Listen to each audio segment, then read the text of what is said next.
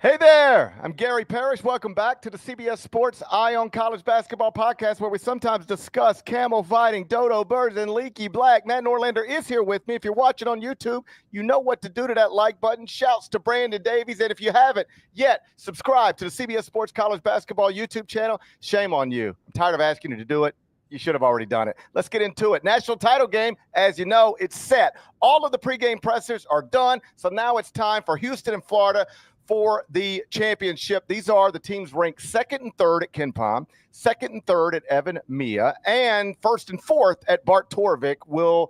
These two teams are going to meet Monday night at 7:50 Central inside the Alamo Dome. It's going to be here in San Antonio. You can watch it on CBS, America's most watched network. It's the network of stars. Florida is listed as a 1.5-point favorite. So, Norlander, let's stop here for a second. According to KenPom, Houston is a projected 72-71 winner. In other words, KenPom has Houston as a 1-point favorite, but the betting markets have flipped it and made Florida a 1.5-point favorite in this game. I noticed it, found it interesting. Are you surprised to see Florida favored against a Houston team that won 18 straight games and just beat KenPom's number one team in the national semifinals? A little bit. By the way, real quick for our listeners and viewers, you did not mishear GP. If you are not up to date on this, 7:50 local, 8:50 Eastern tip for the title game on Monday. That is the earliest it has been in about 3 decades at least. So plan accordingly. This used to be a 9:20 tip. It is a full 30 minutes earlier, 8:50 Eastern, 7:50 Central, 5:50 out on the West Coast. I am surprised by the number. Houston, these are a pair of 35-4 teams. Florida's got the second best offense in the country per possession. Houston's got the best defense. Both these teams are top 10. Now they're kind of flipped on the other side. Houston ranks 10 in offensive efficiency. Florida 9th in defensive efficiency. Just so happened, coincidentally enough, to be talking about this with our top editorial boss, Adi Joseph, which we left the Alamo Dome all of 30 minutes ago before doing this pod, and we got to talking about this exact thing. And Adi, who may well actually be watching us right now, he said he might tune in to stream. So, hi, boss. He thinks that largely stems from the fact that the public is dismissing Houston for whatever reason. It's just not as, I'm not saying this is how it should be, but, Florida, big SEC program, has won national titles.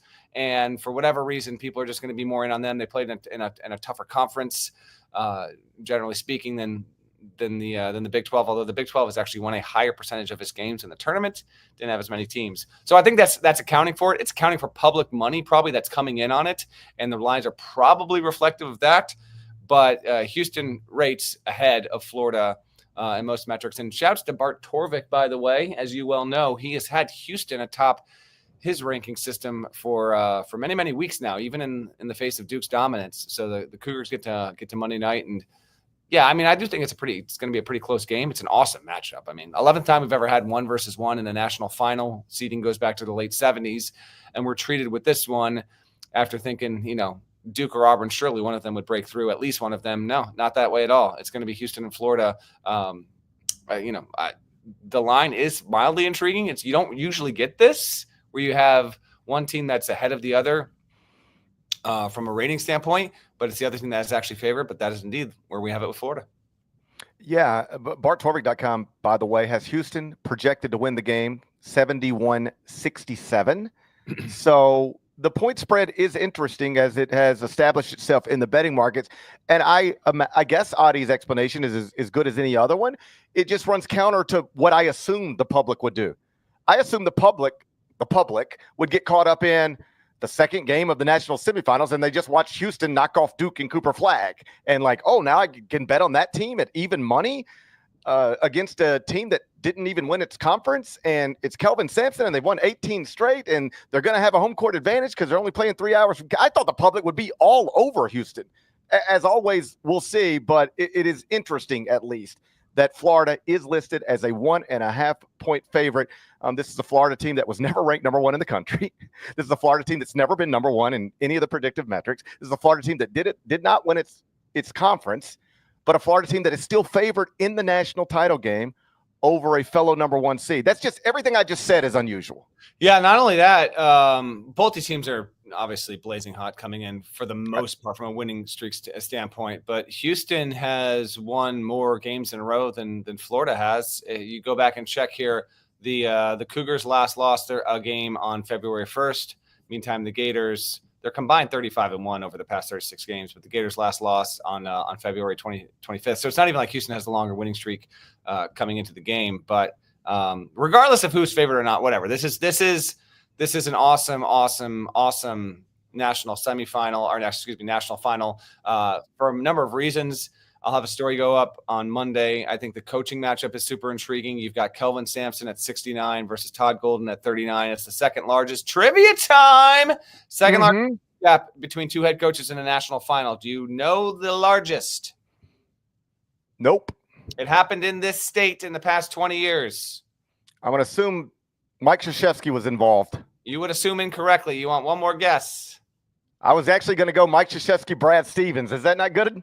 It is not good enough. It is Jim Calhoun, Brad Stevens, 68 and 34. That is the largest age gap ever between two coaches in a national final, off by 1 year. Fair enough. That was back in Houston in 2011, my first Final Four. And now you've got Sampson at 69 going up against Golden. Kelvin Sampson got the first win of his career on November 13th, 1981 in Bismarck, North Dakota. He will get win number 800 on the button in his career if his Houston Cougars can win on Monday night. It will also be his 300th exactly win at Houston if Houston can win. For Todd Golden, we have a bit of a juxtaposition overall. Todd Golden, has not nearly the experience. Doesn't mean he can't win, obviously, but this is just year 6 for him as a head coach. He's logged, a little more than 100 wins overall. This is by far the best team he's ever had. Prior to this, Todd Golden had never coached a team to an NCAA tournament victory at all, and now he's gotten 5 in a row in getting his team to the national title game. So before we get into the player stuff, GP, I do find one coach versus the other to be pretty interesting. Golden obviously has been well known for a long time as just being at the forefront, or as willing to look into any kind of analytic, no matter what it is, explore it. Can it help us? What can we do? Get any kind of edge through conventional and non-conventional means, and it's helped him to get to where he is. Sampson is not exactly a dinosaur, folks. 15 years ago, a different situation, but having gone to the NBA, which we've talked about on the show, first with a quick stint in San Antonio, coincidentally enough, and then moving along to be with the Magic, and then ultimately the Bucks for a number of years, and then the Rockets, I guess I should say. That really opened up his eyes even more, and so now he's certainly analytically savvy. I did check in today, he has a KenPom login, he uses all that kind of stuff, but it does, from the outside looking in, kind of seem like maybe an analytics versus manalytics kind of matchup there. Your thoughts on Sampson versus Golden? No matter who wins, it's going to be a national championship for a first time for either of these coaches at two very distinctly different points in their career. And, by the way, as you know, GP, oftentimes coaches, for any number of reasons, they have ties that bind. They have connections. Oh, I know him because of this guy and then this guy. This is actually a rare instance where, because they are so far apart in age, Golden and Sampson really just they don't have a lot of familiarity with each other. This will be the first time they square off. So we just finished a television show that's airing right now on CBS Sports Network. That's the magic of pre-tape. So if we got the podcast here live now, the television show on CBS Sports Network from 5:30 Central to 7 o'clock Central. I was asked at one point about the coaching matchup, and this is the way I put it. Every once in a while you'll see these graphics, whether they're on websites or television sets, and it's like, who has the edge? And it'll be like backcourt, and you'll put a check mark next to one team, and it'll say, front court edge. And you'll say, I give the front court edge to this other team. So check mark over here. And then it'll be like a, bench. And you'll say, I think it's this team, check mark over here. Coaching matchup. You say, put the check mark over here. If we were doing that with Houston and Florida, and you got to the coaching matchup, you would have to, and I think Todd Golden might even agree with you, you would have to just say, I guess we're giving it to Kelvin Sampson, because I know he's not already in the Naismith Memorial Hall of Fame, but he has already done enough in his career to be in the Naismith Memorial Hall of Fame. And I believe if he retired Tuesday, regardless of what happens on Monday night, he would one day be in the Naismith Memorial Hall of Fame. So let's, for the sake of the conversation, give the, quote, coaching edge to Kelvin Sampson. But to act or even suggest like Todd Golden is going to be at some wild disadvantage or in over his head, that just seems silly to me, given what this guy's already done throughout his career, particularly this season. I don't know if he can beat Kelvin Sampson on Monday night, or let me put it more accurately, if his team can beat Kelvin Sampson's team on Monday night. But, he has already this season beaten John Calipari's team and Nate Oates' team and Rick Barnes' team and Bruce Pearl's team twice and Porter Mosier's team and Kevin Willard's team and Grant McCaslin's team and Danny Hurley's team. He's been in a bunch of coaching matchups this season. He's won almost all of them. So is Kelvin unbelievable? And the other guys got an entire career in front of him to prove that he also is over an extended period of time? Yes, all of that stuff is true. But Todd Golden is running one of the best basketball programs in the country right now. Strictly talking within the line, stuff that's happening on the court. I don't want to get all that mixed up. And he's got let's just keep it factual. He has a team that is favored to win the national championship, even though the team on the other side has won 18 straight, 13 of those against NCAA tournament teams, and is coached by Kelvin Sampson. I'm not worried about Todd Golden. Yeah, and not only that, with Houston, the program has one loss in regulation this season. Golden got asked about Sampson stuff earlier today at his press conference, and he said, quote, "A little underrated, as hard as that might be to believe." And then he continued, "He's been at it a little longer than I have. It's going to be a huge challenge for me to compete against him tomorrow night." He was very, very complimentary of Sampson, and it went both ways there. He even joked, Golden did, about how practicing in football pads here on Sunday might not be the worst thing to prepare for against Houston. And I think, I don't think they're actually going to bust those out, but I do think there is something to that. As for the player matchups with everything here, I talked to Walter Clayton Jr. and Juwan Roberts, both of them one-on-one for CBS Sports HQ at the Alamo Dome earlier in the day. It could be a game that's decided by the guard play entirely. We really have a chance. We'll see how this goes in terms of Houston's defense versus Florida's offense. This is actually the first time since '74, and that was NC State and Marquette in the final, I believe, that we've had one team average 85 plus heading into a title game and another team allowing 60 or fewer heading into a title game. It is on the table that one side maybe handles the other and we don't have a close one, but man, does it feel like a close one. And if it is, I do think we've got a fantastic chance at having a really entertaining championship game, because LJ Cryer, he hit some really, really tough shots. Like, a part of me is still reeling from what Houston did to find a way to beat Duke in that game. Like, it really is just it's just one of the more memorable national semifinals ever. And we went into that in plenty of detail on the Late Show on Saturday. But it's not just Cryer. Like, Cryer's going to have to step up and be really good again, and he's going to be trying to become the first player to win 2 national championships with 2 programs. But Milos Uzan is a really solid player, and I think that he'll be the one that is actually assigned initially to be head-to-head with Walter Clayton Jr. We know what he can do. Elijah Martin, not going to shy away from the moment. Will Richard, a really good guard. You've got Emmanuel Sharp for Houston. There have been plenty of title games and Final Four matchups with good guard matchups, but typically for the most part, those would be, maybe 2-on-2 kind of setups here. I just think that both of these deployments balance out so well with each other, with the roles that they play. And it's not to say that the bigs can't have an impact. They absolutely can. I mean, JoJo Tugler, if he can avoid foul trouble, is literally capable of guarding Walter Clayton Jr. if that's what they ask of him. I don't think that's what they're going to do, because they don't want him to get in foul trouble. Between Tugler and Juwan Roberts, of course, who is just, he's nails, man, totally. Javier Francis and what he can bring to the table. And then Malik Wilson as another guard off the bench for Houston.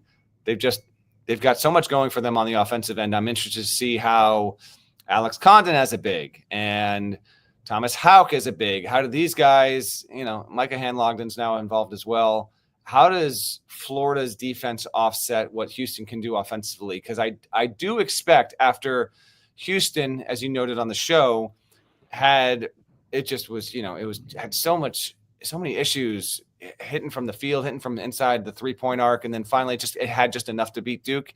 I wouldn't expect it to have back-to-back really rocky games as a shooting team. And so where does Florida win on the boards?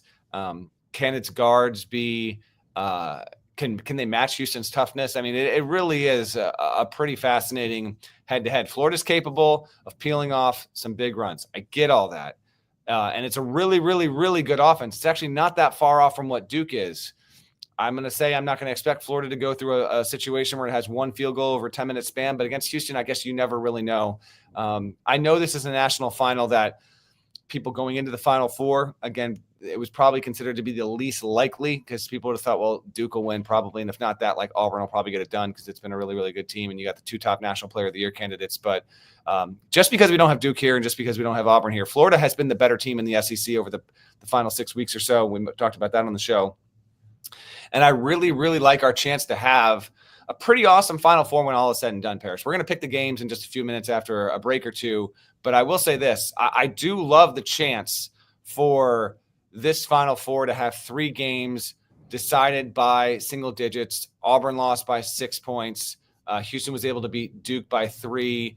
And if this game was also decided by 3, 4, 5, 6 points, it wouldn't surprise me whatsoever. And it would be fitting for this kind of tournament for 1 seeds to get 3 really, really good games. And I think we are headed for that.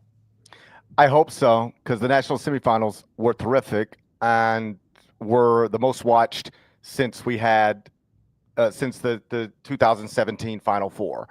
15.3 million viewers on CBS. The coverage peaked at 20.4 million viewers, and the numbers are expected to increase when the final data is available on Tuesday. And I quote tweeted this earlier, just sarcastically, but I thought NIL and transfer waivers and a lack of Cinderella stories were killing college basketball in the NCAA tournament. It's just not true. I get the frustration among fans with NIL and transfer waivers and players bouncing from here or there, players being bought from one campus to the other. I get it. I understand it. I'm not dismissive of it. I'm just trying to tell you there's literally no evidence that it's, quote, killing anything. This is just something people say, but there's nothing to actually support it. Nothing is being killed.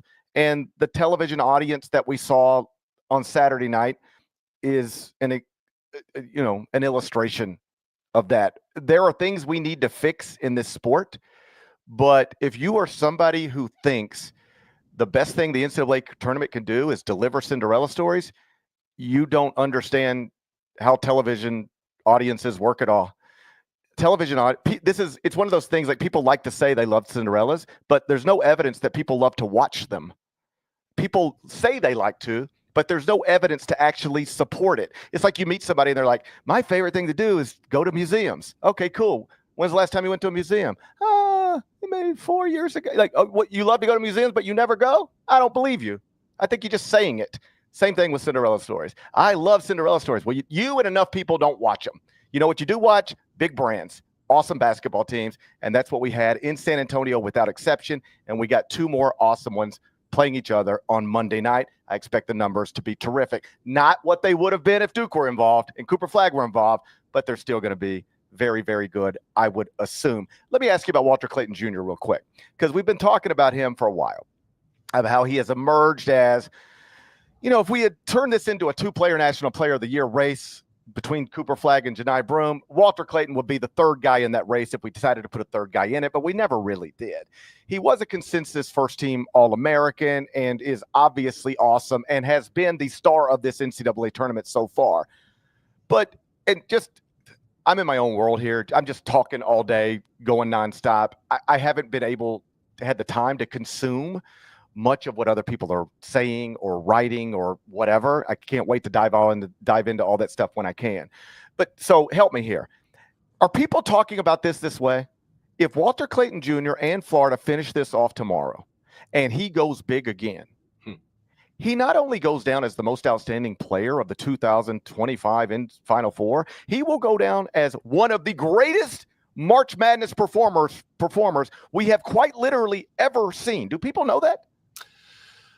I think we got really close to that acknowledgement and understanding of it as a sports community by nature of what he was able to do. I mean, him going just incandescently hot against Auburn and helping lift. It wasn't all him. Like, Elijah Martin had the dunkered around the world.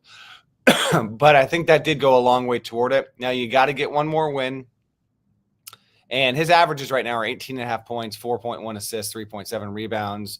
He's a 39% shooter from beyond the arc. If he can hit those numbers and Florida wins, yes, he will, in my estimation, he will wind up putting himself into the annals of the NCAA tournament's history in terms of we will wind up remembering this tournament for a few things. In this scenario, if Florida does win, I think, this is the kind of tournament where we will remember that there were 4 1 seeds to a Final Four, because that has always been something, the 2008 tournament right now, I say that. What do you think about Chalmers for the tie, Dozier for the championship? No. Kansas wins, and there were 4 1 seeds in San Antonio. I think in this tournament, because of how great Duke was, because Cooper Flagg was involved, it will be remembered for either Houston. Well, let's do both ends of it. Houston winning the national championship. We don't know what we're going to get on Monday night, but if Houston wins in casual fashion, we may well remember the win over Duke in the semis just as much, if not more so, than what they do against Florida. Now, if Florida wins, the tournament will be remembered for the Gators doing it with Walter Clayton Jr. in a Kemba-esque, Carmelo-esque kind of role, in addition to the fact that we had 4 1 seeds and Houston beat Duke in one of the all-time comebacks in Final Four history. Maybe 10 years from now, there's also a little bit of remember that was the tournament that had no Cinderellas. There could also be that as well, but I do think he is well on his way there. Got to see what he can do in this spot. He is not shy on confidence, not even close.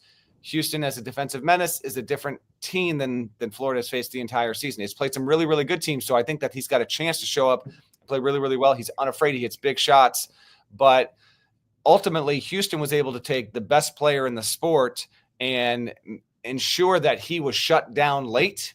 Now, he did get 2 baskets Cooper Flagg did in the final 10.5 minutes, but other than that, no. And he didn't get the exact shot that he wanted with the game on the line.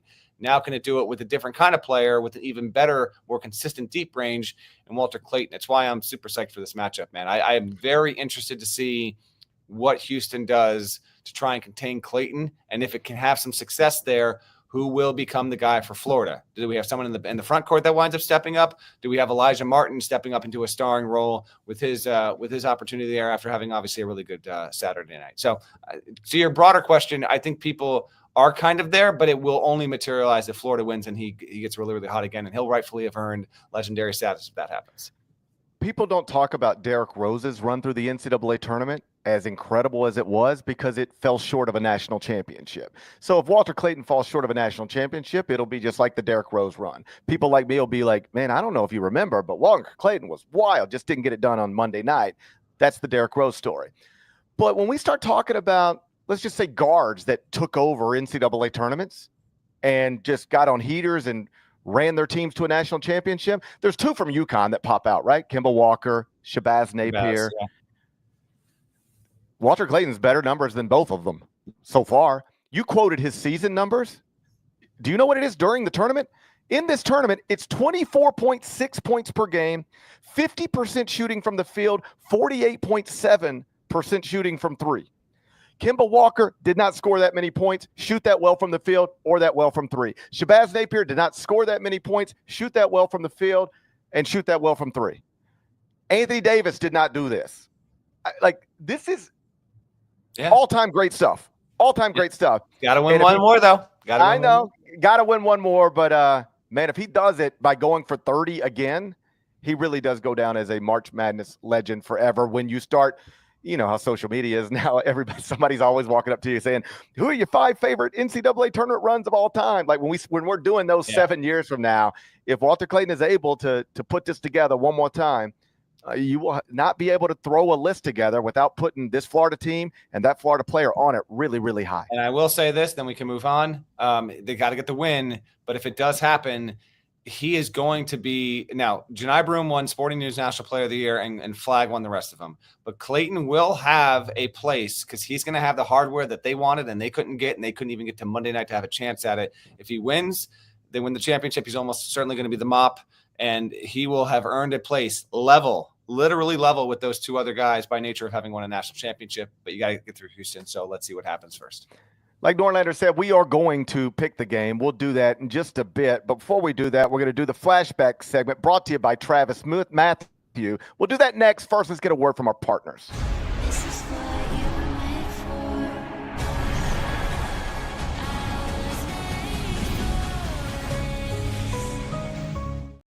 Now it's time for the flashback segment brought to you by TravisMathew. What up, TravisMathew? Apparel designed for confidence and comfort no matter where the day takes you. Today, Norlander, we are flashing back to the last time we had a national title game here inside the Alamo Dome in San Antonio. It was April 2nd, 2018, which made me realize that if this were 2018, we'd already be back at home in our beds with tea times locked in.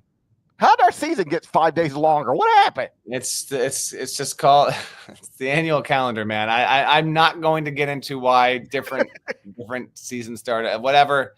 It's the calendar. I hear you. But we got 2 more days, GP.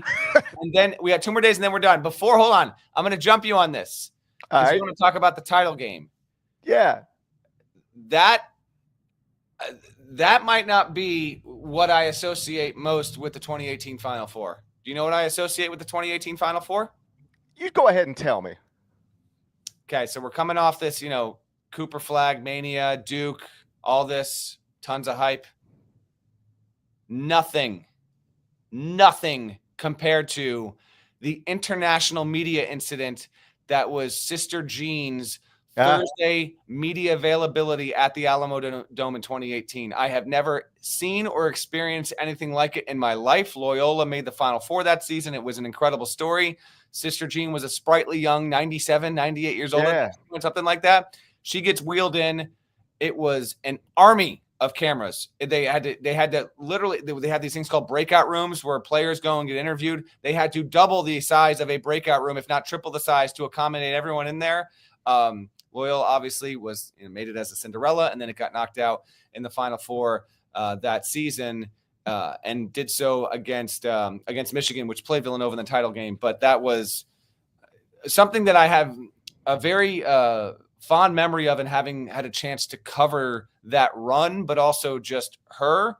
And it spoke to just, the power of sports, tournament, college basketball. No other sport would provide that kind of thing. So I know we're going to get to the title game in just a second here as a look back, but the Sister Jean experience, I can honestly say, was a bigger national and truly international deal on a media level than any other thing I've ever seen in college basketball since I started covering the sport at the end of the 2000s.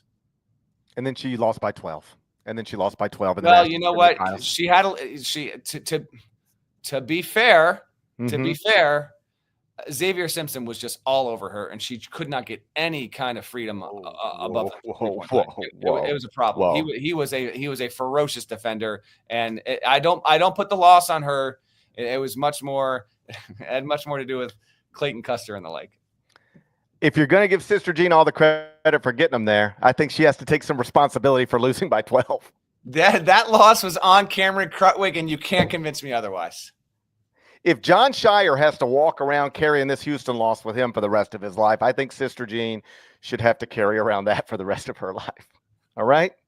Anyway, the title game ended up being Villanova, Michigan. Jay Wright, John Beilein, 2 men who have since left the sport. One of them is now a star at CBS, proven to be just as great at this as he was at the other thing. Final score in the title game, Villanova 79, Michigan 62. Norlander, what do you remember about that night here in San Antonio? I remember the night, a couple things. It capped off a 36-win season for Villanova. This was a Nova team that stormed through the bracket, destroyed Radford, beat Alabama in the second round. It wasn't close. Beat West Virginia by double digits, beat Texas Tech by double digits, rolled over Kansas in the semis, and then beats Michigan 79-62. And we talked about it on the pod probably that very night. And I remember writing about it. That team was the best team on offense that season. It was extremely good, both from 2 and 3-point range. It had Jalen Brunson, who was National Player of the Year, Mikal Bridges, Omari Spellman, Eric Paschal. Dante DiVincenzo, obviously, he had this magnificent moment here on this stage and propelled himself into the NBA draft way ahead of schedule. And to see that team be that dominant, 2016 is more memorable because Chris Jenkins, it's the buzzer beater. The 2018 team was better. And I was telling someone this today because I was in the same exact hallway in the Alamo Dome. Villanova wins, on-court celebration, all that good stuff. Eventually, Jay had done his post-game press conference. He'd gone back in the locker room. I can't remember the cadence or why any of this happened, but the whole media throng was on the other end of the hallway. Double doors open up. Jay comes out. He's soaked, and he leans against the wall. And I just happened to be there. And I said, "Congrats, man. How do you feel?" And I remember him telling me with a smile, he goes, "I'm so tired, man." I'm like, "Well, you know what? It was ultimately all worth it." And I was like, "You see those people?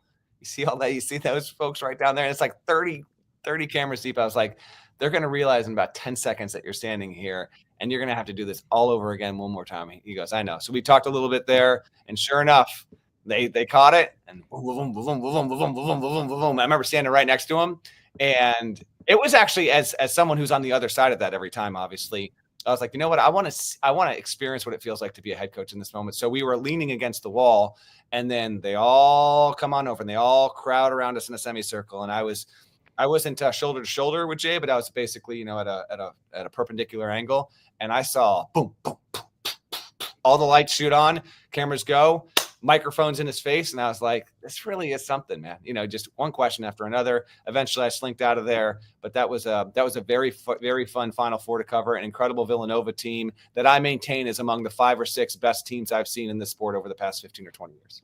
Sounds like you have a future as a sports information director if you want it. No, I do not. I do not either. Villanova that year finished 36-4. They were 31-2 with Phil Booth in the lineup.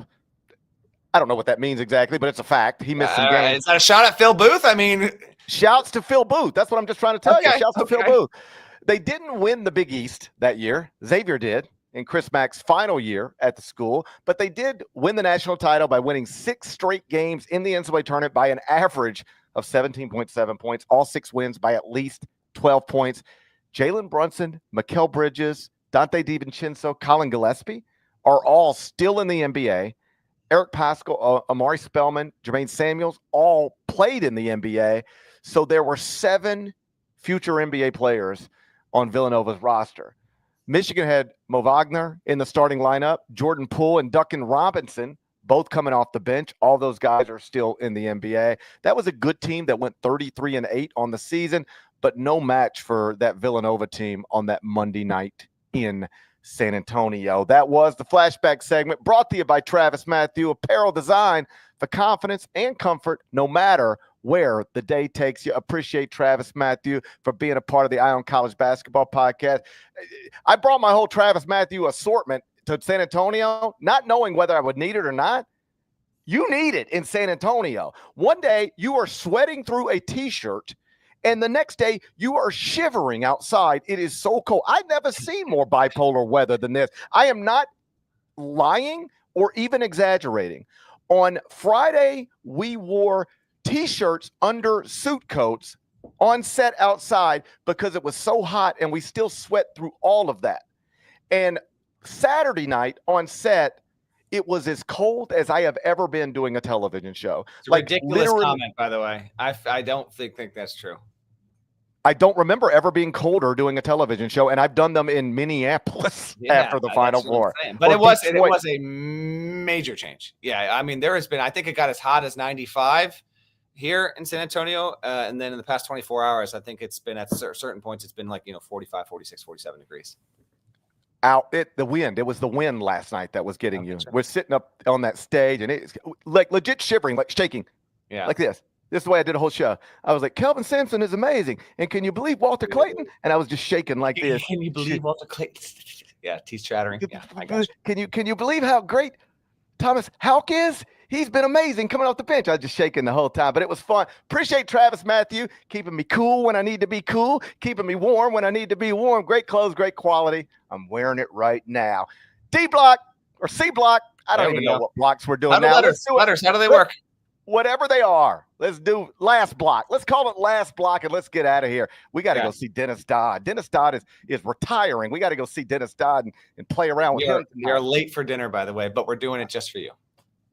Yes. All right, let's pick the game. It's Florida and it's Houston. It's Monday night inside the Alamo Dome. Florida, as we talked about, has opened and is still listed as a 1.5-point favorite in the game. Norlander, how you see this going down? I see it going down in compelling fashion. I think Houston's going to get off to a better start against Florida than it did against Duke. I think Florida is going to make a couple of good pushes. And by that, I mean, something along the lines of an 8-0, 12-2, 14-4 kind of run.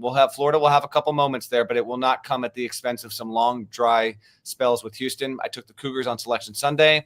I'm going to stick with that. Man, we always want the best game possible for the national title game. Sometimes it works that way. Sometimes it doesn't. I think we're way more likely to have it work this way, to the way that we want to see it. So I will go Houston wins. Let's go. How about this? Let's go. Let's pick a score, a winner, and then let's pick our predictions for the final point total for each team's leading score. So I will go first. I will say Houston wins.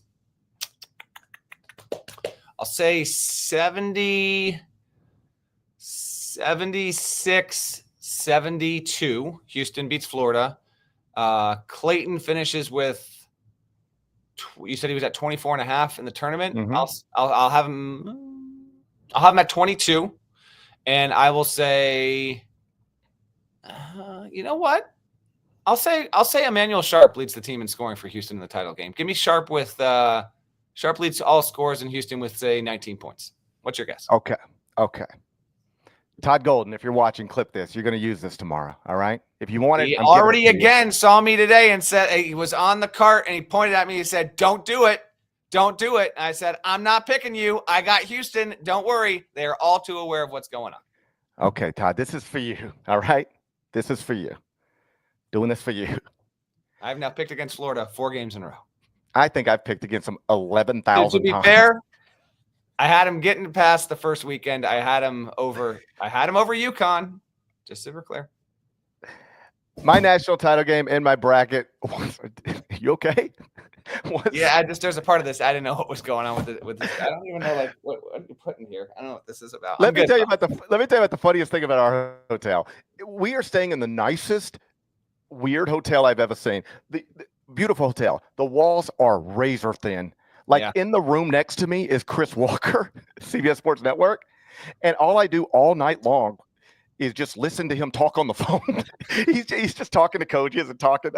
I can hear every word he says. He came to me the other day. He was like, GP, I heard every word you said this morning. I said, bro, I didn't even get on the phone. He said, no, I listened to you do a whole show this morning.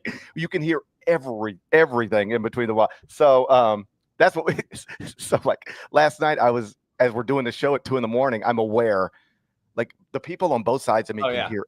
I'm 100% sure I woke everybody up. I apologize if you happen to be. They were subscribers without even being subscribers to the pod. Yeah. Hey, you either subscribe or get a room next to me at this hotel in San Antonio. You get the same audio quality either way. Todd Golden, clip this. I'm doing this for you. My initial bracket had Auburn and Houston playing in the title game with Auburn over Houston. I'm going to keep Houston advancing. I guess there's nowhere left to advance. I guess this is kind of it, right? All right, let's start this over. Take 2. Todd Golden, clip this. I'm doing this for you. I've had Houston and Auburn in the title game on my bracket. I'm not moving off of Houston now. I think even though Florida is undeniably great and has the best player left in this tournament, I believe that Houston's the better team. I'll just keep it as simple as that. Not by much. I think Houston's better. This team that's won 18 straight games, 13 of them against NCAA tournament teams. Kelvin Sampson flexed a little bit in his postgame with Tracy Wolfson. Yeah, everybody was talking about us in the Toy Poodle League. That's the AAC, by the way. But we're pretty good in the Big 12 too, And we've been saying this for a couple years now.